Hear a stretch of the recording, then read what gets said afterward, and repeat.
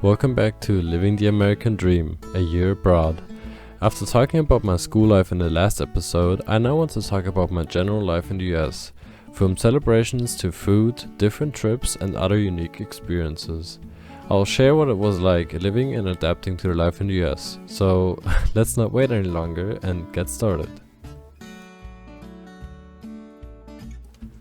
First up, let's talk about celebrations. If you've ever wondered what it's like to celebrate Thanksgiving or Christmas in America, it's really an experience like no other. In my host family, for example, Thanksgiving was all about spending time together and eating. Eating really was a big part of Thanksgiving. Anyways, for Thanksgiving, the entire family was invited. Cousins from Colorado and grandparents from Minnesota all came to Rapid City to spend time together. We had a big meal and just a ton of fun. It reminded me of Christmas in Germany, but with a twist. Instead of cookies and glühwein, there's turkey and mashed potatoes, and sweet potatoes, and roasted Brussels sprouts, and cornbread, and a lot of pie, and ice cream. I think I could continue this list until forever, but you get the point. There was a ton of food to choose from, and I wanted to try just about everything. The only thing that I didn't like and also didn't want to try in the first place were Brussels sprouts. They're just not it, but besides them I enjoyed it a lot and it definitely was unforgettable. Now, Christmas in America really is like a whole new experience. A lot of people dressing up in school and decorations everywhere, and when I say everywhere, I mean everywhere. Almost every house was decorated from top to bottom, Christmas lights everywhere. Americans really go all out. Easter, on the other hand, doesn't seem to be celebrated as much in the US, at least when comparing it to Christmas or Halloween. Speaking about Halloween, that also really blew my mind. I was talking about Halloween at school in my second episode, however, even outside of school, many people put up spooky decorations in their front yards. For example, one time I was driving around town with some friends of mine, and we saw 3 huge skeletons in someone's front yard. That was crazy. Then there's also patriotic holidays, like Independence Day, where I really learned just how patriotic Americans are. Fireworks, barbecue, and a day off school makes Independence Day a great experience. It was also very interesting to see that almost every house in my neighborhood put up flags, and the city even put up many flags along some roads. You can really see just how proud Americans are of the country. This can't be compared to Germany in any way. Celebrations and traditions are a big part of American life, but they're only one of many things that I experienced over there. To truly understand life in the US, you also need to look at the social dynamics and kind of how friendships are formed. That being said, making friends in the US felt different from back home. Most of the people that I met in the US are very friendly and open at first. However, it took some time until I noticed how they build friendships. While in Germany deep conversations might come fast and friendships build pretty fast, I noticed that in the US friendships start lighter. Since everybody's always nice to each other, it was hard for a foreigner like me to understand if the person was just being nice because they didn't want to be impolite, or if we were actually building a friendship. It's hard to describe, but if you ever get to visit the US as a foreigner, you will probably understand what I mean. Another cultural difference I found interesting was how boys and girls interact with each other. For example, while hugs between friends, no matter the gender, are rather common back home, in the US it seemed less frequent.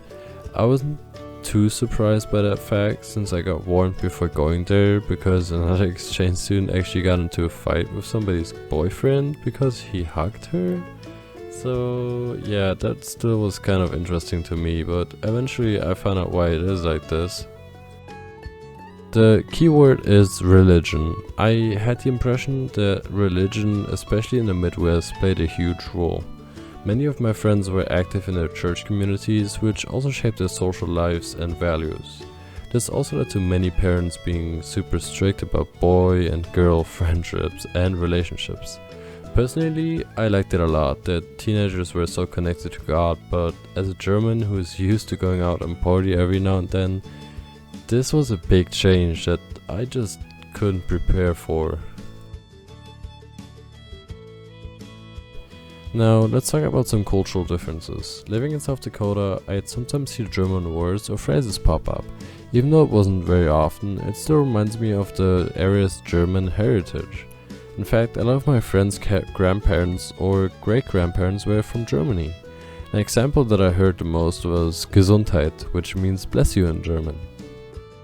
It was surprising to see people familiar with our culture and even our food. Speaking of food, there was a German restaurant called Alpine Inn up in the Black Hills next to Rapid City.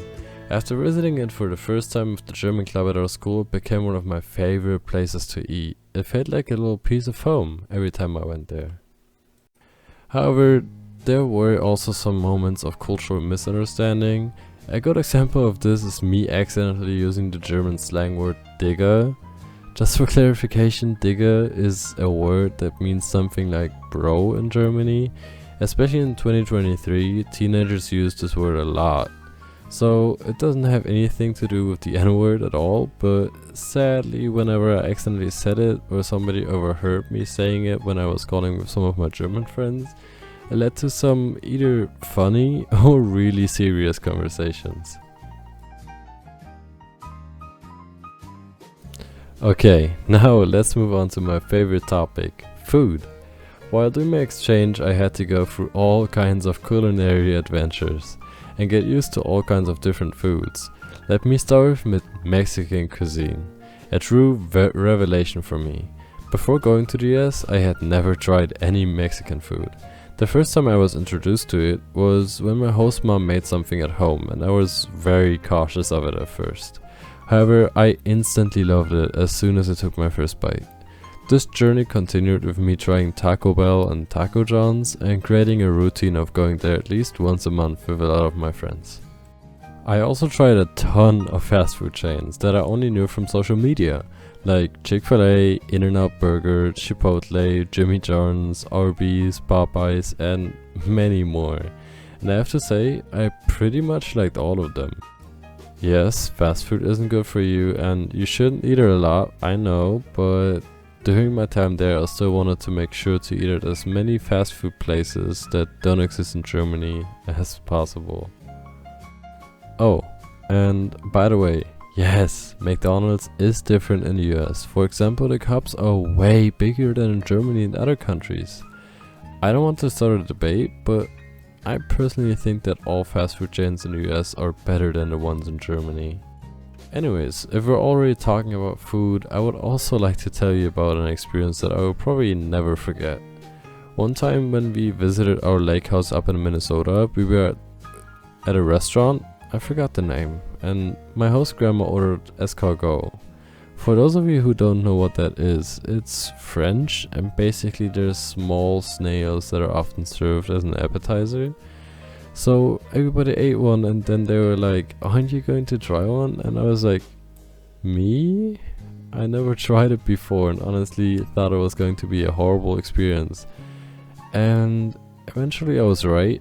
I tried them and it tasted horrible, but at least now I know that I don't like them. What I want to tell you with the story is that you should always try new things, no matter what. Yes, it can go wrong, but especially when it comes to food, not a lot can go wrong. So if you're visiting a different country and something special ends up on your plate, I encourage you to try it, because maybe it could turn out to be your new favorite food. Or not. Okay, food topic is done, and before going to our last point, I wanted to give you some tips on how to adapt to a different culture that also helped me a lot during my exchange. First on our list is saying yes to as many things as possible, whether it's food, local sports festivals, or even just a trip to the mall. Cherish those moments and do as much things as you can. Who knows, maybe there's some cool event going on at the mall, or you make new friends at the sports event. Every moment could teach you something new or open new opportunities for you in life. Now I want to talk about something specifically if you're interested in doing an exchange year. The number one tip is communication. Communicate, talk openly with your host family, friends and coordinator. They're there to support you and will probably be understanding of your situation as a foreigner. Don't be shy, just ask. And the last tip I want to give you is wherever you go, ask questions or start conversations. People will appreciate your curiosity, and if you're a foreigner, then they're probably just as curious as you are.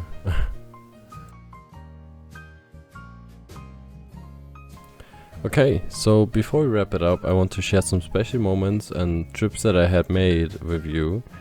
As I told you in my first episode, I was very lucky with my host family. They had the resources to take me to various places and show me around the US. The first trip I want to talk about is our Los Angeles trip. It was amazing. We looked at various different things, and seeing it in real life and not just on social media really is something else. It was stunning, and for someone like me who's coming from the countryside, it was just breathtaking. To see so many people, such high buildings and such massive infrastructure. But be prepared, there are also downsides to big cities like this. Sadly, there were a lot of homeless people and an unimaginable amount of trash everywhere. The smell in some streets also wasn't very good. But all in all, it was a wonderful trip. We visited Disneyland, the Warner Brothers studio, beautiful beaches, and much more. Looking back at it now, I should definitely have cherished those days way more than I did. Another big trip that I loved was the trip to Arizona. We visited the Grand Canyon. This wasn't exactly with my host family, it was more a trip with my friends and one of their dads because they somehow won that trip at an auction. It's a complicated story, but in the end we still went there, and I don't even know how to put it in words. We spent our days there at a clear sky resort in so-called sky domes. It was just wonderful. You could watch the stars all night long and spend the day exploring the canyon. We even went down the canyon and back up in around 5 to 6 hours, I think. It was a really hard hike. It was steep and super hot. There were some checkpoints along the way, but sadly the water stations weren't working. So we could only drink water down at the ranger station or all the way at the top. But still, our trip to the Grand Canyon was unforgettable, and I would give anything to relive those moments again. These and many other adventures, challenges, and cultural exchanges made my year unforgettable. Every misunderstanding, every laugh, and every bite of something new added to the richness of the experience. And with that, we have reached yet the end of another episode. We talked about the general things of my exchange, and I gave you some tips to adapt to new cultures. I hope you enjoyed it, and thank you for tuning in to Living the American Dream, a year abroad. See you next time when we'll talk about the indigenous people of South Dakota.